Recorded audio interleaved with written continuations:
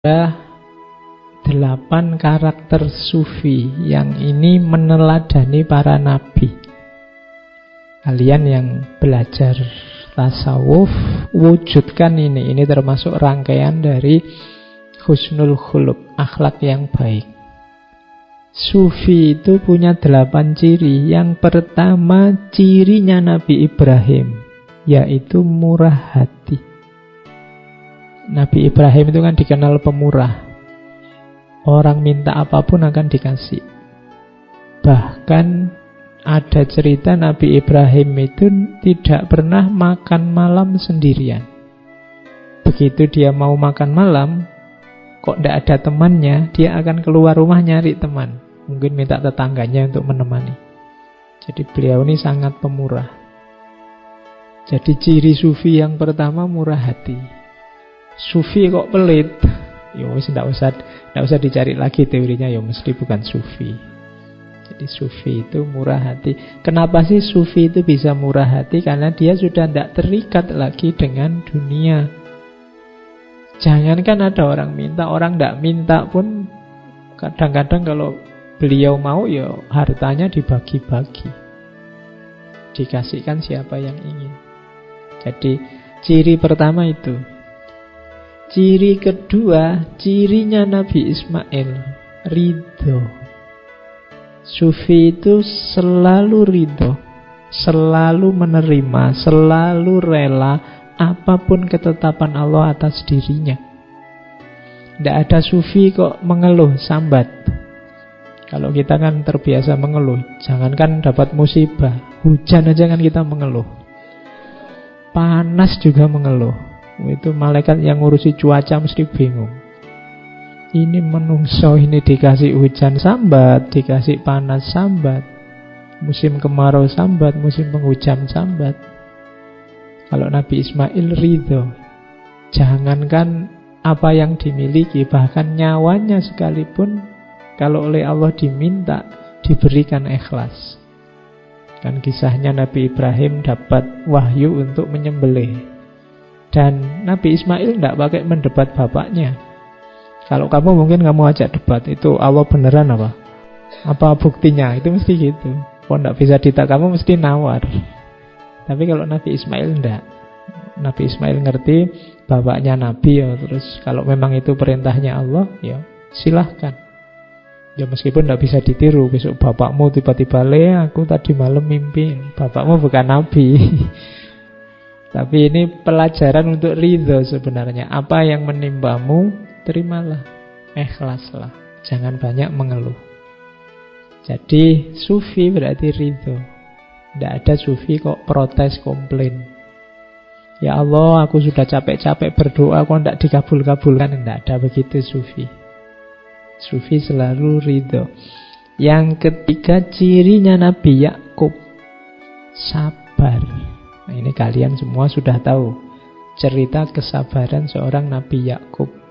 Dari orang konglomerat kaya raya, akhirnya jatuh miskin. Anak-anaknya meninggal semua, istrinya meninggalkan dirinya semua, tinggal satu.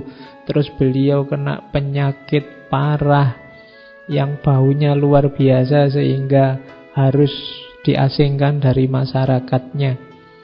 Tapi beliau sabar. Jadi sabar berarti kayak ridho tadi, tidak mengeluh, menerima semua yang ditimpakan Allah pada dirinya. Itu Nabi Yakub. Oke, yang keempat, cirinya sufi. Ini penting, yang keempat ini katanya Imam Junaid apa? Mampu berkomunikasi dengan bahasa isyarat. Sufi itu punya banyak rahasia karena mereka ma'rifat, ngerti macam-macam. Ada banyak hal yang tidak harus disampaikan begitu saja pada masyarakat, nanti banyak mafsadatnya. Maka sufi harus pinter-pinter berkomunikasi dengan bahasa simbol-simbol. Yang semacam ini pelajaran dari Nabi Zakaria. Jadi Nabi Zakaria itu tidak punya anak sampai usia 90-an. Kemudian berdoa, saking sabarnya berdoa akhirnya dikabulkan oleh Allah ya di usia 90-an itu. Sudah sama-sama tua. Istrinya juga sudah sangat tua. Begitu oleh Allah dibilang, kamu akan aku beri anak. Kan Nabi Zakaria terus tanya, buktinya apa? Buktinya adalah engkau ketika nanti berkomunikasi dengan masyarakatmu, kamu tidak bisa ngomong biasa semacam ini, tapi dengan kode-kode, dengan rumus-rumus. Illa romza. Nah, itu pelajaran dari sini menurut Junaid, rahasia-rahasia Allah yang dalam itu kadang-kadang butuh komunikasi yang simbolik. Makanya kalau istilahnya Ibnu Arabi kan ada creative imagination, imajinasi kreatif, simbol-simbol yang mudah dipahami. Makanya Suhrawardi pakai simbol cahaya, karena kalau diomongkan apa adanya orang bisa salah paham. Kemudian yang kelima, sufi itu harus tidak terlalu terlibat dengan masyarakatnya. Kalau dalam ajaran sufi ada istilah uzlah. Dalam filsafat kan ada asumsi bahwa orang itu kalau selalu berada dalam kerumunan, dia akan lenyap ditelan kerumunan. Dirinya sendiri bisa hilang ditelan kerumunan. Maka sufi mengajarkan uzlah. Uzlah itu coba menjauh sebentar dari masyarakatmu. Kalau kamu ada di situ terus, nanti lama-lama mana baik mana buruk di situ tidak akan kelihatan. Sekali-sekali menjauh sebentar, dipikir lagi dari jauh. Kalau kalian terlibat terus, nanti kalian tidak kritis, susah untuk refleksi, susah untuk muhasabah. Wong kamu sibuk terus di situ. Menjauhlah sebentar. Makanya para sufi itu kan dikenal dengan tradisi menenggang dunia. Menenggang dunia itu menjauh sedikit, biar bisa melihat dunia agak jauh. Kalau agak jauh nanti akan kelihatan wajahnya dunia yang sejati. Kalau sangat dekat tidak kelihatan. Orang itu ganteng apa cantik kan kelihatan kalau ada jarak. Kalau nempel hidung sama hidung, mulut sama mulut, itu tidak peduli sudah cantik apa tidak cantik. Wong tidak kelihatan. Kalau sudah tidak ada jarak itu sama saja.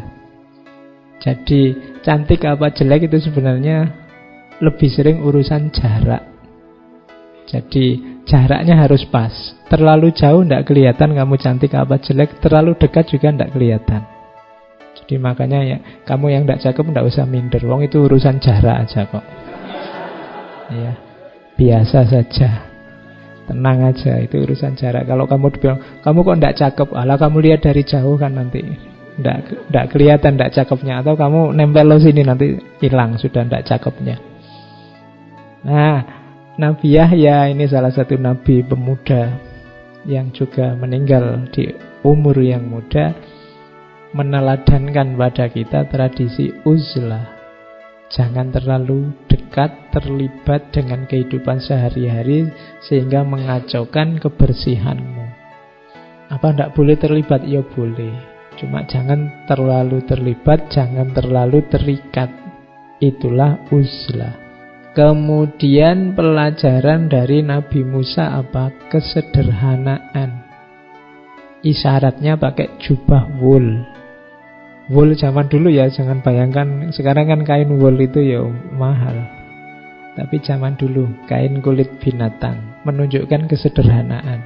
Padahal Nabi Musa itu anak angkatnya Raja Fir'aun. Harusnya dia kayak pangeran, cara berpakaian, cara hidupnya. Tapi Nabi Musa lebih suka hidup sederhana. Jadi sufi itu punya kecenderungan gaya hidup sederhana. Kemudian belajar dari Nabi Isa apa? Pengembara. Tidak sempit wawasan, kenapa? Karena pikniknya jauh. Ya. Kamu kan kadang-kadang dikritik orang, kamu pikniknya kurang. Itu kan simbol dari wawasanmu kurang luas. Kamu tidak pernah kemana-mana sih. Yang kamu baca cuma itu. Masa liburan kayak gini malah ngaji. Iya. Mbok yo kalian itu rekreasi kemana biar ngerti macam-macam. Nabi Isa itu kan kalau dibaca sejarahnya kan beliau kemana-mana sama muridnya, jalan kemana, menuju kemana. Itu kalian tiru biar wawasannya luas, biar ngerti macam-macam. Kalau modalnya besar ya sana keluar luar negeri, sana ngerti orang-orang di sana ngapain, orang dari luar pulau ngapain, dari luar kotamu ngapain, kan itu. Biar wawasanmu luas, biar tidak sempit. Oke, kalau kamu bisa memberi manfaat dan kamu pengembara, kemanfaatanmu kan bisa dirasakan lebih luas. Kalau kamu hanya sempit saja, ya kemanfaatanmu tidak bisa luas. Jadi jadilah pengembara.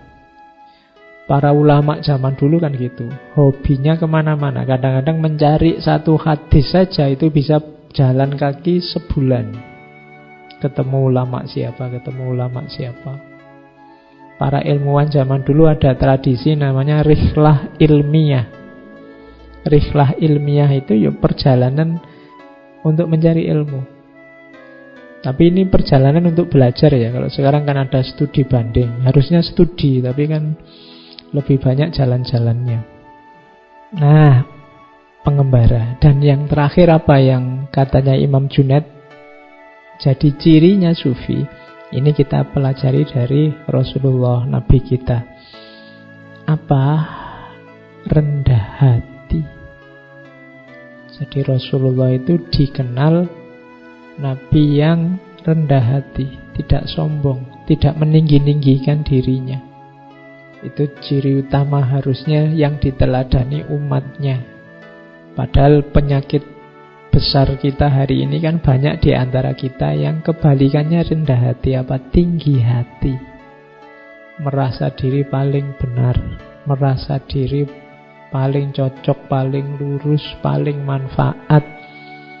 Nah, itu berarti kita tidak meneladani Rasulullah. Bahkan Rasulullah itu karena tawaduknya pernah bilang sampai la tusayyiduni, jangan kamu sayyidkan aku. Itu sebenarnya ekspresi tawaduk ya, meskipun kita sebagai umatnya ya tetap menghargai beliau. Jadi ekspresi ketawaduan. Ajaran Islam itu kan banyak mengajarkan tawaduk.